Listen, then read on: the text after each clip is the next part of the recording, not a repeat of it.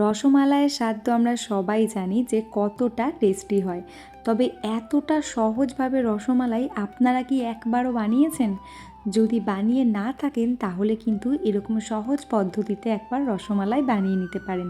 আর যদি একবার বাড়িতে আপনি এইভাবে রসমালাই বানান তাহলে কিন্তু দোকানের থেকে দ্বিগুণ স্বাদের এই রসমালাই হবে। তো প্রথমেই এখানে আমি বেশ কিছুটা ছানা আর গুড় নিয়ে খুব ভালো করে পাক করে একটা সন্দেশ বানিয়ে নিয়েছি। এটা কিন্তু আপনারা মিষ্টির দোকান থেকেও আনতে পারেন, তবে আমি পুরোটাই বাড়িতে বানিয়েছি। তো সেটা রেখে দিয়েছিলাম, পরের দিন সকালে কিন্তু বেশ ঝরঝরে হয়ে গেছে। তারপর একটা ননস্টিক প্যানের মধ্যে আমি এখানে প্রায় 500 গ্রামের মতো দুধ নিয়েছি, যেটা আগের থেকেই বেশ কিছুটা জাল করে রেখেছি। এরপর ওই দুধের মধ্যে একে একে বেশ কিছুটা এলাচ, কিছুটা কেশর আর দিয়েছিলাম পরিমাণ মতো চিনি। আবারও খুব ভালো করে প্রায় 5 থেকে 7 মিনিট জাল করে নিয়েছি।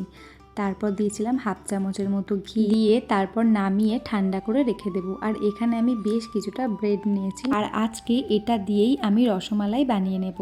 তার জন্য দেখুন ব্রেডগুলোর ধারগুলো কেটে নিয়েছি। তো স্লাইস ব্রেড নিয়েছিলাম আর এই ধারের অংশগুলো কেটে বাদ দিয়ে দিয়েছি, যাতে করে এই শক্ত ভাবটা না থাকে, মানে একদম সুন্দরভাবে স্মুথলি জিনিসটা হয়। আর একটা অপশানও থাকে ছানা দিয়ে তৈরি করা, তবে সেটা একটু ঝামেলা। তো আজ একেবারে এরকম শর্টকাটেই আমি ব্রেড দিয়ে রসমালাই বানাচ্ছি। তো তারপর দেখুন ধারের অংশগুলো কেটে নেওয়ার পর একটা বেলনের সাহায্যে চেপে চেপে রুটির মতো একটু বেলে নেব, যাতে করে এটা রোল করার জন্য খুব সুবিধা হয়। অনেক সময় ব্রেডগুলো কিন্তু একটু ছিঁড়ে যেতে পারে, তার জন্য আপনারা একটু জলও ইউজ করতে পারেন।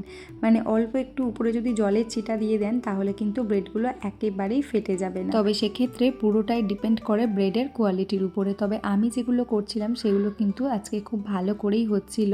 এরপর একে একে ওই ব্রেডের মধ্যে আমি অল্প করে একটু ভিতরে সন্দেশটা দিয়ে ভালো করে রোল করে নিয়েছি। আর তারপর এখানে বেশ কিছুটা ড্রাই ফ্রুটস নিয়েছিলাম, যেমন কাজু নিয়েছি আর পেস্তা। এগুলো একটু ছোট ছোট করে কেটে নিয়েছি। আপনারা কিন্তু এখানে যে কোনো ড্রাই ফ্রুটস ইউজ করতে পারেন, তবে আমার হাতের কাছে যেগুলো ছিল আমি সেগুলোই এখানে ইউজ করেছি। ড্রাই ফ্রুটসগুলো কেটে নেওয়ার পর আমি যে মালাইটা বানিয়েছিলাম দুধ দিয়ে, সেখান থেকে অর্ধেকটা মালাই আমি তুলে রেখেছি, আর বাকি অর্ধেকটার মধ্যে আমি এই ব্রেডগুলো দিয়ে দিয়েছি। আর ব্রেডের উপরের অংশে বেশ কিছুটা দুধ উপর থেকে এইভাবে দিয়ে দিচ্ছিলাম, যাতে চারিপাশটা খুব ভালো করে জুসি টাইপের হয়ে যায়। এই মিষ্টিটা যে এতটা টেস্টি হবে আমি কিন্তু সত্যিই ভাবতে পারিনি। মানে এরকম সাধারণভাবে ব্রেড দিয়েও যে এত সুন্দর রসমালাই বানানো যায়, সেটা তৈরি না করলে কিন্তু বিশ্বাসই হতো না। আর দেখতেও কিন্তু কতটা লোভনীয় হয়েছে সেটা বুঝতেই পারছেন। তো রেসিপিটি কেমন লাগলো অবশ্যই জানাবেন, আর এরকম সুন্দর সুন্দর রেসিপি দেখার জন্য অবশ্যই করে চ্যানেলটি সাবস্ক্রাইব করে যাবেন। আজকের মতো টাটা, দেখা হচ্ছে পরের ভিডিওয়ে। আর আপনারাও যদি এরকম সুন্দর সুন্দর রেসিপি আরও দেখতে চান তাহলে কিন্তু অবশ্যই করে চ্যানেলে ঘুরে আসতে পারেন।